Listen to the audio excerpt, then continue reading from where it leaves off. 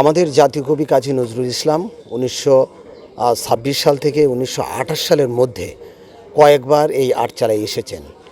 তিনি মহিম সরকার, যিনি হচ্ছে কলকাতার আর্মহাস স্ট্রিটে বসবাস করতেন, সেই মহিম সরকারের আমন্ত্রণে আমাদের এই ঘর মালিক হর্ষপ্রিয় বাবুর এই আটচালায় আসেন এবং এসে এখানে শুধু তিনি একাই আসেননি, তেনার সাথে তেনার শাশুড়ি আপনার গিরিবালা ছিল, সন্তান ছিল এবং স্ত্রী আপনার প্রমীলাও ছিল।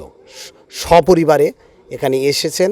এখানে এসে আমাদের এলাকার মানুষদের সাথে, বিশেষ করে রাজনৈতিক যারা তখন বিপ্লবী ছিল, বিপ্লবীদের সাথে বসেছেন। বিপ্লবী চেতনায় ইংরেজ হটাও আন্দোলনকে বেগমান করেছেন। পাশাপাশি এখানে সাংস্কৃতিক চর্চা করেছেন। এখানে লিচুচোর কবিতা, এখানে মৃত্যু খোদা, উপন্যাস, তারপরে হচ্ছে আপনার কি বলে পদ্ম গোখরো, ছোট গল্প, এগুলো হচ্ছে তিনি এখানে লিখেছেন।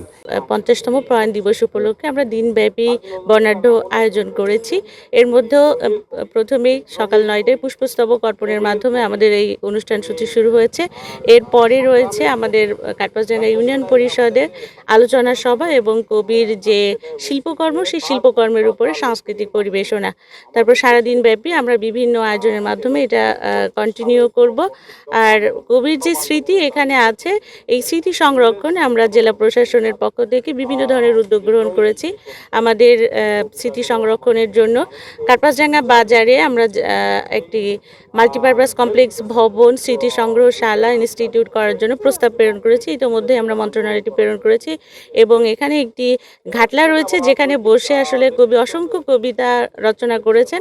তো সেই জায়গাটা সংরক্ষণের জন্য আমরা একটি ঘাটলা সহ রাস্তা এবং এই নদীটা শাসন করে কিভাবে সুন্দর একটি পার্ক স্থাপন করা যায়, পানি উন্নয়ন বোর্ডের সহায়তায় আমরা সেই পরিকল্পনা গ্রহণ করেছি।